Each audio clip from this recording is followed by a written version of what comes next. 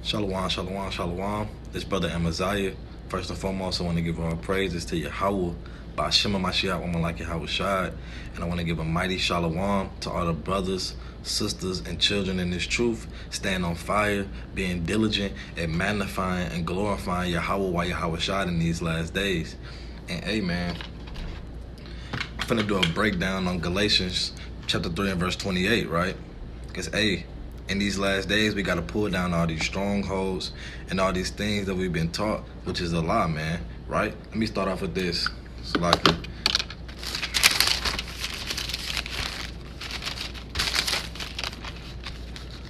Salakia.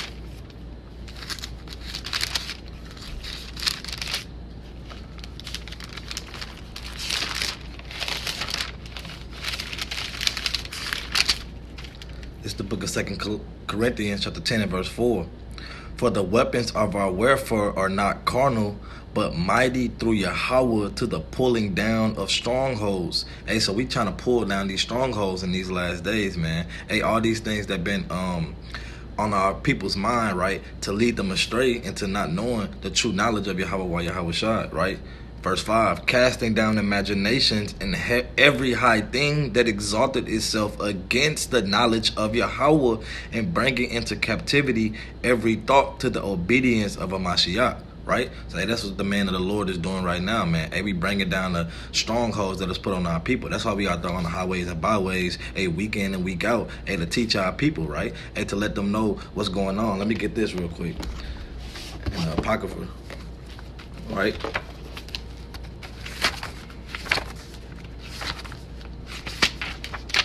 This is the book of Sirach, chapter 33, and verse 17, right? It says, consider that I labor not for myself only, but for all them that seek learning, right? So we out here to teach the people, the real truth, the knowledge of Yahweh while Yahweh Shai, right? And we not doing this for our own vain reason, man. And we out here to teach our people, right?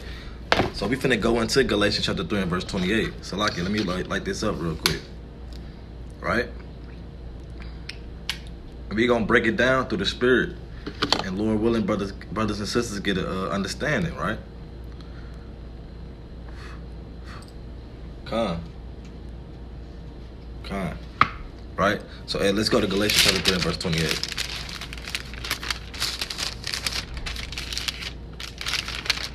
Right? And it reads, it says, this is the book of Galatians chapter 3 and verse 28. And it reads, there is neither Jew nor Greek, there is neither bond nor free, there is neither male nor female, for ye are all one in the Mashiach Yahweh Shai, right? So, people will go to this verse and they'll say, it doesn't matter if you Jew nor Greek, male nor female, right? We are all one, right? But you have to understand, who is that Greek in Galatians chapter 3 and verse 28? Because it was many other nations during this time. Why does this just saying Jew and Greek, right? So, we're going to break this down of what this actually means. Let me get this real quick. This the Zondervan Compact Bible Dictionary. We finna get the word Greek out of here, right? It says, right? It says, Grecia is Greece, the home of the Hellenes. And the word Hellen just means the ancient Greeks, right? It says, Greeks and Grecians, however, are to be distinguished, right? And jumping down, it says, Grecians were Greek-speaking Jews, right? So, these Grecians were Greek-speaking Jews, right? Because, during this time, it was a time of Hellenization, right? Let me get this real quick. Also in the book, the Zondervan Compact Dictionary, it says Hellenist, right? Hellenist. It says Jews who made Greek their tongue and with it often adopted Greek ideas and practices, right? So it was after the conquest of Alexander, it was the Hellenization period. Let me pull this up real quick. I got it pulled up on my computer, Salakia. It says, let me turn this camera around. It says, Hellenization or Hellenism refers to the spread of Greek culture that begun after the conquest of Alexander the Great in the 4th century BCE, right? So, hey, you can read that actually in the Apocrypha, and I'm gonna bring that out. But hey, that's what the Hellenization period was, right? So, hey, they spread the Greek culture all around the world, right? Just like how they doing now, man. Hey, just like how they spreading the damn Americanized culture all around the world. Hey, all these damn nations want to come to America and serve America and follow their ways, right? Hey, it's the same thing, right? Let's get that out the Apocrypha real quick. The book of First Maccabees. I'm gonna go back. I'm gonna get a little history on it, so bear with me. Right, this is the book of First Maccabees, chapter 1, and I'm gonna start from the top because hey, Alexander the Great, he's in the Apocrypha, right? This is the book of First Maccabees, chapter 1 and verse 1. And it happened that after Alexander, the son of Philip, the Macedonian, who came out of the land of Shittim, and smitten Darius, the king of Persians and Medes, that he reigned in his stead the first over Greece, and made many wars and won many strongholds and slew the kings of the earth, right? And went through the ends of the earth and took spoils of many nations, and so much that the earth was quiet before him, whereupon he was exalted and his heart was lifted up. So, hey, Alexander the Great, he was a mighty man on the left-hand side, man, and he took the whole world by war, man, right? And he gathered a mighty strong host and ruled over countries and nations and kings, and who became tributaries unto him. After these things he fell sick and perceived that he should die. Wherefore he called his servants, such as were honorable and had brought up with him from his youth, and parted his kingdom among them while he was yet alive. Right? So, hey, Alexander the Great was finna die, and he parted his kingdom to his servants. So this verse 12. So Alexander reigned 12 years, and then he died. And his servants bare rule every one in his place. And after his death, they all put crowns upon themselves. So did their sons after them many years, and evils were multiplied in the earth. And there came out of them a wicked root, Antiochus, and we got to remember that name because he's going to play a part, right? Surnamed Epiphanes, son of Antiochus the king, who had been a hostage at Rome, and he reigned in the 137th year of the kingdom of the Greeks, right? So I'm going to jump down to when the spread of the Hellenization really took an effect on our people, the Israelites, right? This verse 41. Jumping down, Maccabees chapter 1 and verse 41, and it reads, Moreover, King Antiochus wrote to his whole kingdom that all should be one people, right? So, hey, he wanted everybody to be one people, like this damn melting pot in America. Hey, everybody wants to be damn one people, right? You got the damn Chinese man over here, he's wearing a suit and a tie now. Now he's celebrating Christmas. You got the Arabs over here, they not wearing modest clothing anymore, right? Hey, everybody's drunk off the wine of Babylon. Let me get that real quick. Revelation real quick. Salaki. Right? Because everybody drunk off this wine. Hey, this is the book of Revelation, chapter 18 and verse 3. For all nations have drunk the wine of the wrath of her fornication, and the kings of the earth have committed fornication with her, and the merchants of the earth are waxed rich through the abundance of her delicacies. So, hey, it's just like now, man. Hey, all the nations are drunk off the wine of Babylon. Salakia, we back in this thing. Right, so all the nations have drunk off the wine of Babylon, right? Just like how they doing in the Apocrypha during the times of the Greeks, right? So this First Maccabees, chapter 1 and verse 41 again, it says, Moreover, King Antiochus wrote to his whole kingdom that all should be one people, and everyone should leave his laws. So all the heathen agreed according to the commandment of the king. Yea, many also of the Israelites consented to his religion and sacrificed unto idols and profaned the Sabbath, right? It says, For the king has sent letters by the messengers unto Jerusalem and the cities of Judah, that they should follow the strange laws of the land and forbid burnt offerings and sacrifice and drink offerings in the temple, and that they should profane the Sabbaths and festival days and pollute the sanctuary and holy people, right? Set up altars and groves and chapels of idols and sacrifice swine's flesh. So, hey, these are all the things that they had to do when they had to forsake their laws and follow the king's laws, right? Let me read verse 47 again. They had to set up altars and groves and chapels of idols, right? And sacrifice swine's flesh and unclean beasts, right? And they should also leave their children uncircumcised and make their souls abominable with all manner of uncleanness and profanation. So like to the end they might forget the law and change all the ordinances. And whosoever would not do according to the commandment of the king, he said he should die. Right? So during this time, right, the Israelites, they couldn't keep their customs anymore because or they either had to flee or they had to get put to death if they wanted to keep the law, statutes, and commandments, right? So this is a decree that was put out by Antiochus that he wanted all to be one people, right? To take on the customs of the Greeks. So this was during the time of the Hellenization period, right? You can read about this in history, right? I just pulled it up on my computer, right? So this is actual history that's in the Bible, right? So this linking up to going back to who those Greeks were in Galatians chapter 3 and verse 28, right? Let me get something else on that. This the book of First Maccabees chapter 6 and verse Second Maccabees chapter 6 and verse I'm gonna start at 1. Not long after this, the king sent an old man of the Athens to compel the Jews to depart from the laws of their fathers and not to live after the laws of God, and to pollute also the temple in Jerusalem. So they seized Jerusalem already. They took over Jerusalem, right? And it reads verse 2 again. And to pollute also the temple in Jerusalem, and to call it the temple of Jupiter Olympius, and that in Garzim of Jupiter, the defender of strangers, as they did desire that dwelt in the place, right? The coming in of the mischief was sore and grievous to the people, right? So they wanted them to defame the temple, man. They wanted them to sacrifice swine on the altar, right? And they wanted to call the damn temple after a damn false god, right? Hey, man, these are the things that they wanted the Israelites to do. To forsake their laws, their fathers, right? And to follow the king's commandment, right?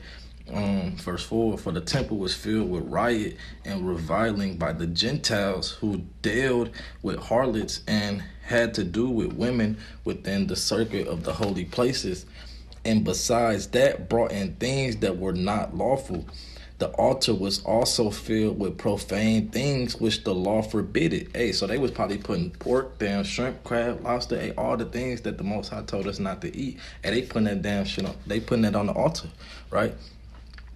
Verse 6, neither was it lawful for a man to keep Sabbath days or ancient feasts, or to profess himself at all to be a Jew, right? And in the day of the king's birth every month, they were brought by bitter constraint to eat of the sacrifices. And when the feast of Bacchus was kept, the Jews were compelled to go in possession of Bacchus carrying ivory, right? Verse 8, moreover, there went out a decree to the neighbor cities of the heathen by the suggestion of Ptolemy against the Jews that they should observe the same fashions and be partakers of their sacrifices. And whoso would not conform themselves to the manners of the Gentiles should be put to death. Then might a man have seen the present misery, right? So, this was all during the time of the Hellenization period, right? And they wanted everybody to be a Greek, right? They wanted everybody to take on the customs of the Greek and leave their laws and follow the laws of the Greeks, right?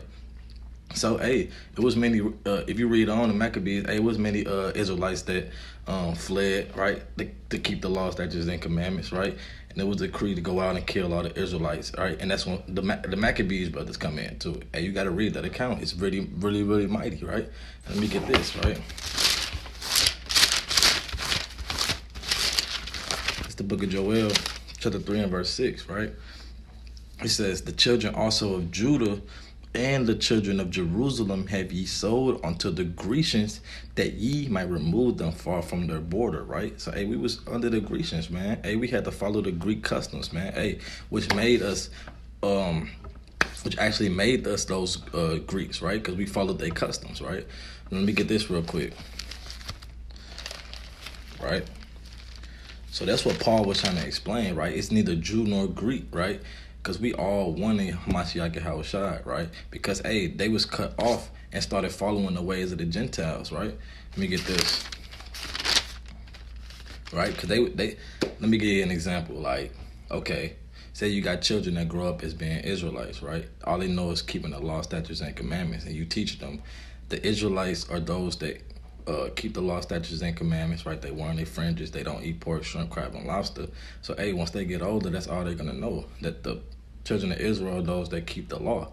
But if they see another Israelite teaching one of our people, which is the Black, Hispanics, and Native Americans, hey, to keep the law, statutes, and commandments, they're going to look at them like, they're not Israelites, right? They Americans, they Gentiles, right? They're gonna think they're Americans. They're gonna call them African Americans, right? Because they don't know that those are actually our people too. Because that's all they was taught, right? Let me get this. They was judging on the outer appearance and not who they actually are.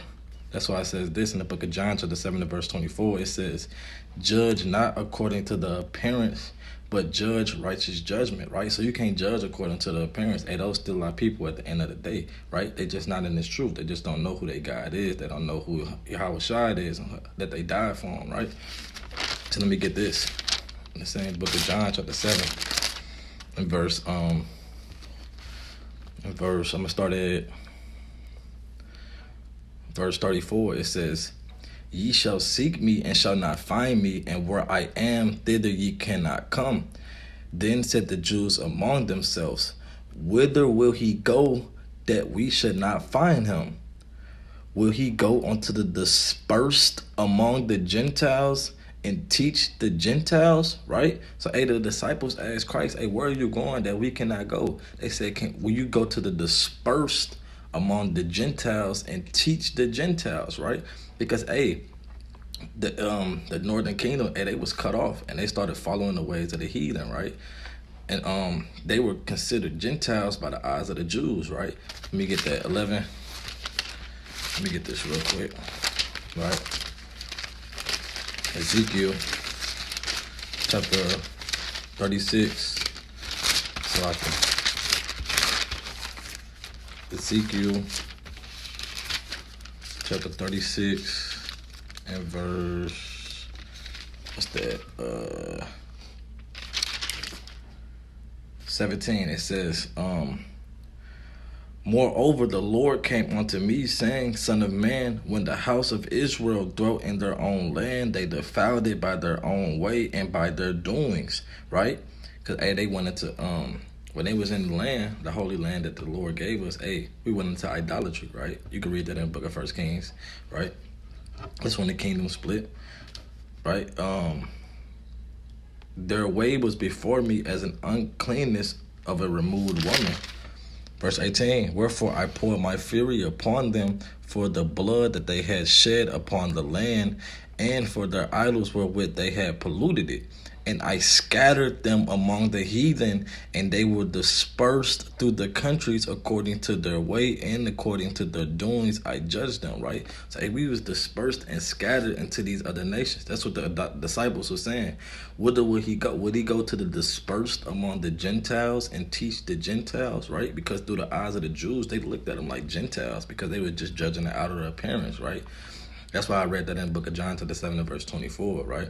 Because they were judging the appearance and not through the spirit of who they actually were, right? So, hey, our people was cut off and they was dispersed among the heathens and start keeping their customs. Like we was reading the Apocrypha, right? They had to keep the customs of the Greeks, right? Let me get another precept on that. I think it's in the book of Isaiah, chapter 11. And verse 10. This is a book of Isaiah, chapter 11, and verse 10. It says, I'm gonna just start at 11. And it shall come, actually, I'm gonna start at 10. So like, "In that day there shall be a root of Jesse, which shall stand for an ensign of the people. To it shall the Gentiles seek, and its rest shall be glorious. And it shall come to pass in that day that the Lord shall set his hand again the second time to recover the remnant of his people, which shall be left from Assyria and from Egypt and from Pathros and from Cush and from Elam, and from Shinar, and from Hamath, and from the islands of the sea, right? And he shall set up an ensign for the nations, and shall assemble the outcasts of Israel, and gather together the dispersed of Judah from the four corners of the earth, right? So it is another precept to show that, hey, our people were scattered and dispersed among the heathen, right? So that's what the disciples were saying. Would he go to the dispersed among the Gentiles and teach the Gentiles, right? So let me get this real quick, because our people, the people that were cut off, they're going to get reconciled back, right? Let me get that real quick. The book of Colossians. Salaki. Right, and this is another stumbling block that people get stuck on, right? But hey, I'm breaking it down through the Spirit. Lord willing, hey, brothers get the knowledge and wisdom and understanding of it, right? This, let me see, Salaki.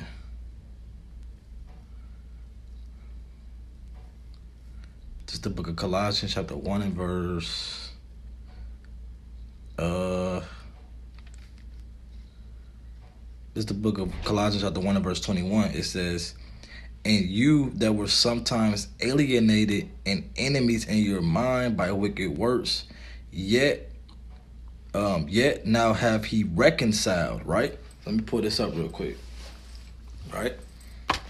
It says you were alienated and enemies in your mind. I got this pulled up in the Bible, right? It says, all right, let me get this real quick. Strong's G 526, apalatriao.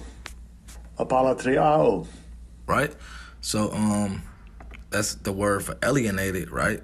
It says to be, right? It says to be shut out from one's fellowship and intimacy, right?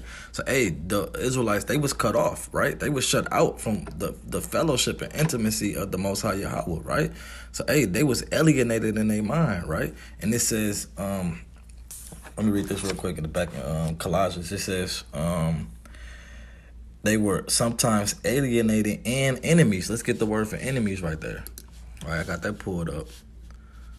Play that. Strong's G 2190. Echthras. Right, that's ekros, right? And it means used of men as at enmity with God by their sin, right? Right, so hey, these northern kingdom that was cut off, hey, they was in sin, right? They went into idolatry, right? So hey, they was really against the Most High, right? Hey, because if you were an enemy, let me pull this precept out, right? The book of Luke, chapter 19, and verse 27, all right? Because they went into idolatry, right? It reads, the book of Luke, chapter 19, and verse 27, but those mine enemies, which would not that I should reign over them, bring hither and slay them before me, right? Because the northern kingdom, they didn't want Yahweh to reign over them. Hey, they set up these damn false gods and idols, man, right? So, hey, they were, let me go back to Colossians. Right? It says, and you that were sometimes alienated, right? They was cut off, right? They didn't know who they were. They didn't know they was the Israelites. They had to keep the law, statutes, and commandments. And enemies in your mind by wicked works, right? They went into idolatry. They started doing wickedness. Hey, they was enemies against the Most High, right? But what? It says, yet now have ye reconciled. Let me pull up reconcile real quick. What does that mean? Salaki, let me pull that up.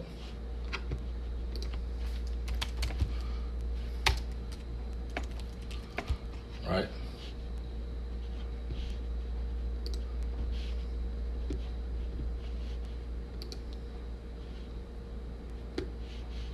All right. Let me pull this over. All right. This is the word for reconcile. Strong's G 604. Apakatalasso. Apakakalasso. It says, right, to reconcile back again bring back a former state of harmony, right? So, hey, they gonna come back fold, man, right? They gonna come back into what they were at the beginning, right? Let me get into the precept real quick. It's the book of Romans, chapter 11 and verse 23, right? Because, hey, when people think it's reconciled, they thinking it's all nations gonna be reconciled and grafted back in. But, hey, that's not what that's talking about, man. And it's talking about the Israelites, hey, that was cut off and went into idolatry, right? Hey, but the Lord's gonna bring them back into the fold, right? And all of this is to show who the Greeks are in the book of Galatians chapter 3 and verse 28, right? Salaki. Right? It says, the book of Romans chapter 11 and verse 23, and it says, and they also, if they abide not still in unbelief, right? They got to believe on Yahweh while Yahweh Shai, right? And that he died for them and died for their sins, and now they cleansed by his blood, right? They got to really believe that. It says, and they also, if they abide not still in unbelief, shall be grafted in, right? And a lot of Christians get stuck on that. They saying that all nations can get grafted in, but that's not talking about all nations, right? It says, for God is able to graft them in again, right? So they're going to be grafted back into what they was already a part of. They was already the Israelites, so they're going to get grafted back again, right? You can't be grafted into something grafted back in again into something you was never a part of, right?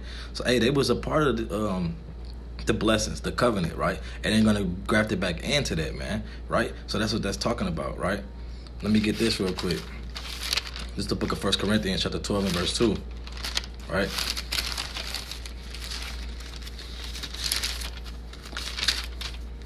So I'm pulling out precepts to show that our people was cut off and they're going to be grafted back in. And I'm going to go into why that we were cut off, Lord willing. It's the book of, what's that? 1 Corinthians chapter 12 and verse 2, right? It says, ye know that ye were Gentiles carried away onto these dumb idols, even as ye were led, right? So, hey, Paul's saying, hey, ye were Gentiles, right? Hey, you can't be a Gentile and not a Gentile anymore. So what is he saying? He said, ye know that ye were Gentiles carried away onto these dumb idols, even as you were led, right? Because, hey, we went into idolatry, right? Our people went into idolatry, man, right? So they was Gentiles in the mind. They were alienated. They were enemies from the Most High, right?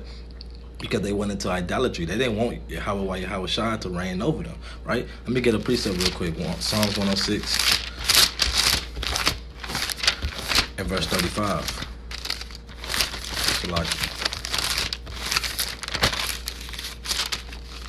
It's the book of Psalms, chapter 106 and verse 35. It says, but were mingled among the heathen and learned their works, and they served their idols, which were a snare unto them, right? So, hey, our people were mingled among the heathen and we learned their works. Like I was just reading in the book, in the Apocrypha, right? Hey, we were under the Greeks and we was forced to learn their customs, right? So everywhere we went under the heathen, and we started to follow they damn idolatry and what they had going on, just like our people today, right? Our people love to follow the ways of the damn Gentiles and the damn heathen, right? Hey, we love to keep damn Christmas, we love to keep Thanksgiving, hey, but that's not our customs, right? Hey, the Lord gave us our customs, right? We have high holy days, right? And we have things that we supposed to wear, right? We got certain foods that we supposed to eat and not supposed to eat, right? But hey, our people were mingled among the heathen and learned their works, right? So that's what it's talking about. Hey, those are those so-called Greeks or Gentiles that need to be grafted back in because hey, they was cut off, right? Let me get this real quick. In the book of Hosea, right? The book of Hosea, chapter 1,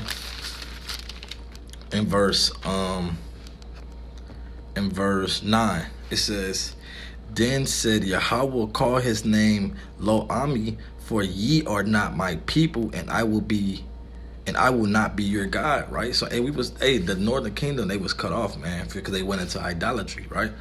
Hey, all those kings was wicked as hell. Hey, it started with damn Jeroboam, right? He set up damn two idols in the damn Holy Land, right?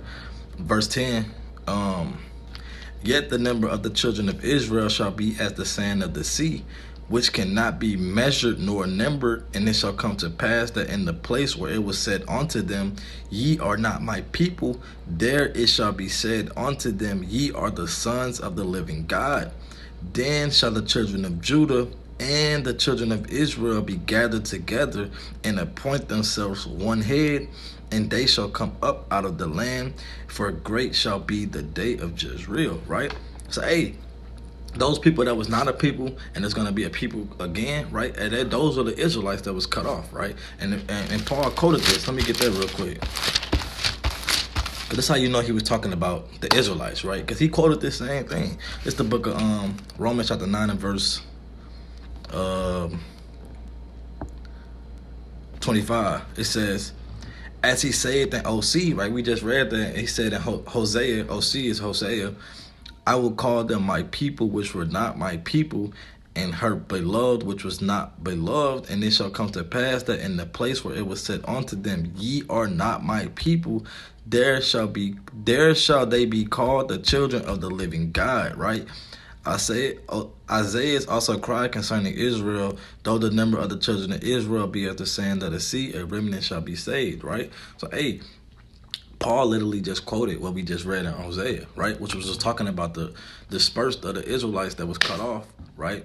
From being out of people. But, hey, the Lord said he's going to bring them back, reconcile them, hey, graft them back in to being his people again. And there they shall call him their God, right?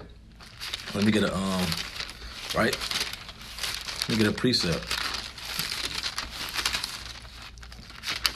Because, hey, all the letters of Paul, it was written to the Israelites, right? It wasn't written to all people, right? I'm finna get a precept on how to prove that. The book of 1 Corinthians chapter 10 and verse 1. Moreover, brethren, I would not that ye should be ignorant how that all our fathers were under the cloud, and all passed through the sea, and were all baptized unto Moses in the cloud and in the sea, and did all eat the same spiritual meat, and did all drink the same spiritual drink, for they drank of that spiritual rock that followed them, and that rock was Christ, right? So, hey, Paul said, moreover, brethren. So he's talking to his brethren that all their fathers, hey, they passed through the sea, right? And you know who passed through the sea? That was the Israelites. So he's talking to former Israelites because, hey, if you're talking to another group of people, their fathers, other nations, their fathers never went through the sea, right? That never happened, right? That only happened for the Israelites. So, hey, that's how you know he's talking to the Israelites. He said, moreover, brethren, right? And Paul, he was the Israelite. Let me get that real quick.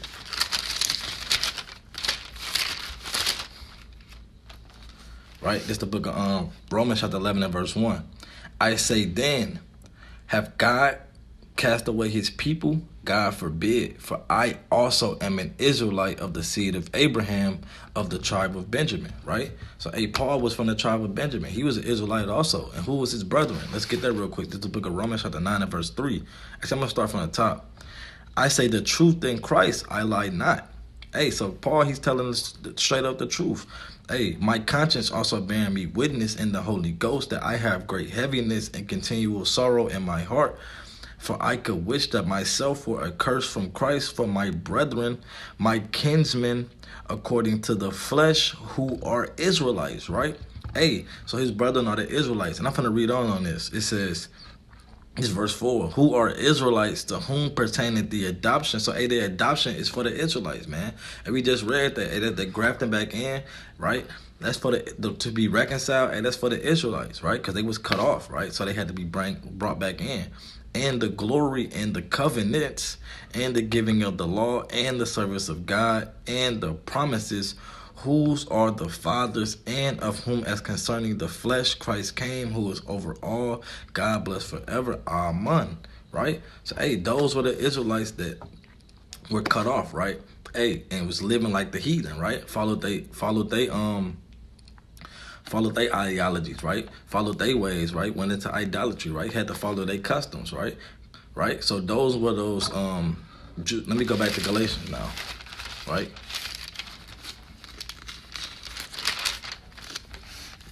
Right? The book of Galatians chapter 3 and verse 28. It says, there is neither Jew nor Greek, there is neither bond nor free, there is neither male nor female, for you are all one in the Mashiach Yahushua. right? For if ye be Christ's, then ye are Abraham's seed and heirs according to the promise, right? So, hey, those Greeks were those Israelites that stopped keeping the customs, and was following the ways of the Greeks, right? Right? They didn't keep the customs of the Israelites anymore. And they was cut off and followed the ways of the heathen, right? So, hey, that's a quick breakdown on Galatians chapter 3 and verse 28. Lord willing, brothers was edified. And hey, they took something out of here. They took notes, you know what I'm saying? Right? And I'm going to give our honor, praises, and glory to Yahweh, Bashim Yahweh Shad, Kanya Sharala, Shalom.